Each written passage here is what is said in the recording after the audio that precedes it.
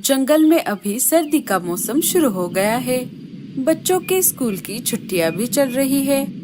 रानी चिड़िया के चाय के ठेले पर पंछी गर्मा गर्म चाय का मजा ले रहे हैं। रानी, तुम्हारे चाय का जवाब नहीं।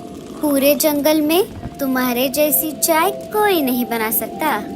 शुक्रिया मीनू मौसी। हाँ मीनू मौसी, इसीलिए तो हम सब घर पर चाय पीने के बजाय रानी के हाथ की चाय पीने के लिए यहाँ आते हैं। और अभी तो सर्दी का मौसम भी शुरू हो गया है, इसीलिए रानी के हाथ की गर्मा गर्म चाय पीने में और भी मजा आ रहा है। कालू भैया, लाडो, आप दोनों का भी बहुत बहुत शुक्रिया। साथियों, सर्दी का मौसम शुरू हो गया है। हमें हमारे घोंसले सर्दियों के लिए मजबूत बनाने होंगे। सारे आपस में बातचीत कर ही रहे थे, तभी राजा जी के महल से सूचना पंछी सूचना देने के लिए वहाँ पर आ जाते हैं। सुनो सुनो सुनो, सारे जंगलवासी सुनो। जंगल में सर्दी का मौसम शुरू हो गया है। उसी बारे में बात करने के लिए आज दोपहर ठीक 1 बजे राजा जी ने सबको अपने महल में बुलाया है।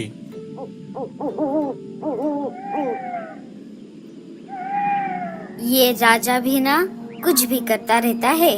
इसके पास करने के लिए कोई काम नहीं है, इसीलिए अब ये हम सबको बुलाकर बोर करेगा। अरे मीनू मौसी, आप ऐसा क्यों बोल रही हो? राजा जी ऐसे ही हमें महल में क्यों बुलाएंगे?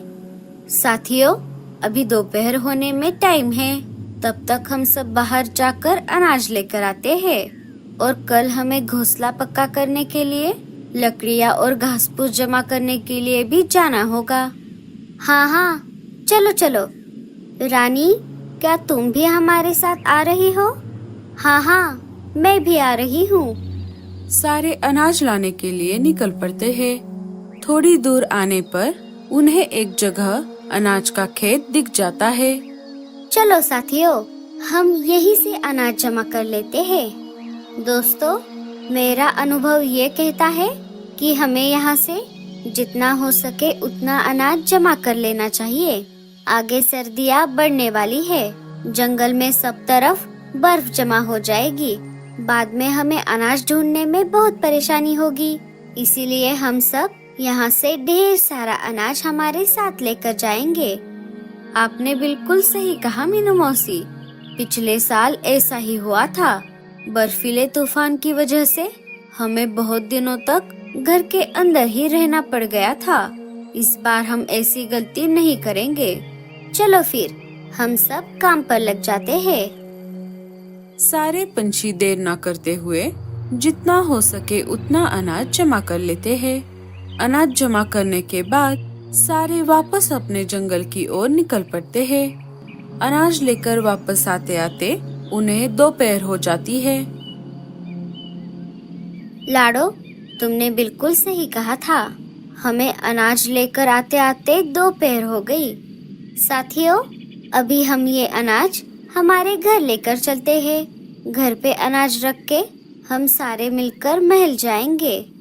सबने वैसा ही किया जैसे रानी ने कहा था। थोड़ी ही देर में सारे महल में जमा हो गए। कालू, क्या सारे पंछी आ गए? हाँ राजा जी, सारे पंछी आ गए हैं। ठीक है, फिर मैं सभा को शुरू करता हूँ।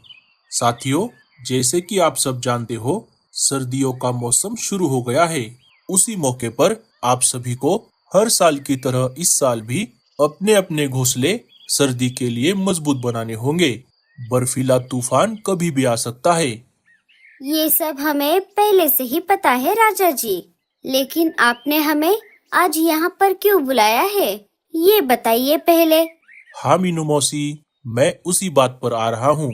साथियों, घोंसला पक्का करने के लिए जो भी सामान लगने वाला है, वो सारा सामान मैंने आप सभी के लिए पहले से ही जमा करवाया है। इसीलिए इस साल आपको सामान जमा करने के लिए यहाँ वहाँ जाने की कोई जरूरत नहीं है। बाकी की सारी जानकारी आपको सूचना पंछी दे देंगे। देखा मीनू मौसी, मैंने कहा था ना आपसे, राजा जी हमें ऐसे ही महल में क्यों बुलाएंगे। अब हमें घोंसला बनाने का सामान जमा करने के लिए यहाँ वहाँ जाने की कोई जरूरत नहीं पड़ेगी। राजा जी ने हमारे लिए महल में ही सारा इंतजाम कर दिया है। हाँ हाँ, अब बस भी करो उस राजा की तारीफ। अगर सामान देने के बजाय डायरेक्ट घोंसले बना के दिए होते तो मैं मानती। साथियों, अब हमें घोंसला बनाने के काम में लग जाना चाहिए। हाँ हाँ, चलो चलो। सारे एक एक करके अपने अपने जरूरत के हिसाब से सामान ले लेते हैं और अपने घर की तरफ निकल पड़ते हैं, सिवाय रीमा, भूरा और मीनू मौसी को छोड़कर। अरे भूरे, क्या तुझे सामान नहीं लेना? अरे नहीं मीनू मौसी, हमारा घोंसला पहले से ही बहुत पक्का है, इसीलिए हमें इस सामान की कोई जरूरत नहीं है। लेकिन आपका क्या? आपने भी तो सामान नहीं लिया। मेरा भी कुछ ऐसा ही है। मैंने हाल ही में मेरे घोंसले की मरम्मत करवाई है। मुझे भी ये सामान नहीं चाहिए। चलो, मैं चलती हूँ। हाँ हाँ, चलो, हम भी आ रहे हैं। तीनों महल से निकल पड़ते हैं। 2-4 दिन बीत जाते हैं। जिन जिन पंछियों ने महल से सामान ले लिया था, उन्होंने तो अपने अपने घोंसले पक्के कर लिए। 1-2 दिन और गुजर गए। ठंड और भी ज्यादा बढ़ गई। अजी, मुझे तो बहुत ठंड लग रही है। हमने महल से सामान ना लेकर बहुत बड़ी गलती कर दी। कल सुबह होते ही आप महल जाकर बचा कुचा सामान लेकर आइए और हमारा घोंसला ठंड के लिए पक्का कर लीजिए। वाह वाह वाह मीनू, तेरे जैसी पागल मैंने आज तक नहीं देखी। अगर उस दिन तूने सामान ले लिया होता तो आज तुझे ऐसे ठंड में नहीं बैठना पड़ता। अब कल सुबह होते ही मैं महल जाकर बचा कुचा सामान लेकर आऊंगी और मेरा घोंसला पक्का कर लूंगी। सुबह हो जाती है। सुबह होते ही भूरा और मीनू मौसी सामान लेने के लिए महल में आ जाते हैं। वहाँ आकर उन्होंने देखा, वहाँ पर तो कुछ भी नहीं बचा था। अरे मीनू मौसी, आप यहाँ पर क्या कर रही हो? अरे क्या बताऊँ भूरे, कल रात की ठंड ने मेरी हालत पतली कर दी। अगर उस दिन मैंने राजा जी ने दिया हुआ सामान ले लिया होता तो आज मेरे ऊपर ये नौबत नहीं आती। मैंने सामान ना लेकर बहुत बड़ी गलती कर दी। वैसे तू बता, तू यहाँ क्या कर रहा था? मैं भी यहाँ उसी काम के लिए आया था।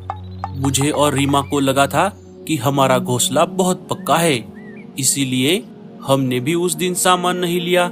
लेकिन पिछले कुछ दिनों में ठंड इतनी ज्यादा बढ़ गई है कि हमारी भी हालत पतली हो गई है, इसीलिए आज मैं यहाँ सामान लेने के लिए आया था। लेकिन यहाँ पर तो कुछ भी नहीं है। भूरे के ऐसा कहते ही मीनू मौसी के दिमाग में एक आइडिया आ जाता है। अरे मीनू मौसी, क्या हुआ? आप कहाँ पर खो गई? भूरे, अब हम दोनों की प्रॉब्लम एक ही है। क्यों ना हम दोनों मिलकर हमारे लिए नए घोंसले बनाए। मैं और रीमा सामान जमा करेंगे और तू घोंसले बना। ये तो बहुत बढ़िया प्लान है मीनू मौसी। चलो, हम अभी काम पर लग जाते हैं। लेकिन पहले मैं मेरा घोंसला बनाऊंगा। हाँ हाँ, ठीक है, मुझे मंजूर है। तीनों काम पर लग जाते हैं। 2-3 दिन बीत जाते हैं। भूरा पहले अपना घोंसला बना लेता है। चल भूरे, अब तेरा घोंसला तो बनकर तैयार हो गया। अब मेरा घोंसला बनाते हैं। अरे अरे मीनू मौसी, थोड़ा रुक जाइए। अभी अभी तो हमारा घोंसला बनकर तैयार हो गया है। अब आज के लिए इन्हें थोड़ा आराम करने दीजिए। आपके घोंसले का काम हम कल शुरू करेंगे। अच्छा, ठीक है, अब मैं चलती हूँ। मीनू मौसी अपने घर वापस आ जाती है। अजी, क्या आप सच में उस बुढ़िया को घोंसला बनाकर देने वाले हो? हाँ हाँ, मीनू मौसी ने हमारा घर बनाने में बहुत मेहनत की है और जैसा कि हम दोनों में तय हुआ था, मुझे उन्हें घर बनाकर देना होगा। चलो, बस अब कुछ दिन और, फिर मैं मेरे नए घर में चली जाऊंगी। सुबह हो जाती है। मीनू मौसी भूरे के घर के बाहर आ जाती है। रीमा घर के बाहर ही मीनू मौसी के आने का इंतजार कर रही थी। चलो रीमा, भूरे को बाहर बुलाओ, हमें काम पर लग जाना चाहिए। अरे क्या बताऊं मीनू मौसी, भूरे जी बाहर नहीं आ सकते। क्यों, क्या हुआ भूरे को? उनकी तबीयत बहुत बिगड़ गई है। डॉक्टर ने उन्हें 2-4 दिन आराम करने के लिए कहा है। अरे बाप रे, अगर ऐसा है तो कोई बात नहीं, तुम भूरे का ध्यान रखना। अगर तुम्हें किसी चीज की जरूरत पड़े तो मुझे जरूर बुला लेना। अब मैं चलती हूँ। मीनू मौसी के जाते ही रीमा घर के अंदर चली जाती है। रीमा, ये हमने बहुत गलत किया। हमें मीनू मौसी के साथ ऐसा नहीं करना चाहिए था। आप चुप रहो, हमने कुछ गलत नहीं किया। अभी हम हमारे नए घर में हैं, बाकी जाए तेल लेने। उन दोनों की बातचीत मीनू मौसी चुपके से खिड़की से सुन लेती है और चुपचाप वहाँ से चली जाती है। चलो कोई बात नहीं, अब मैं अकेली ही मेरा नया घोंसला बनाऊंगी। उसके लिए मुझे पहले सामान जमा करना पड़ेगा। दोस्तों, अब आगे क्या होगा देखते हैं अगले पार्ट में।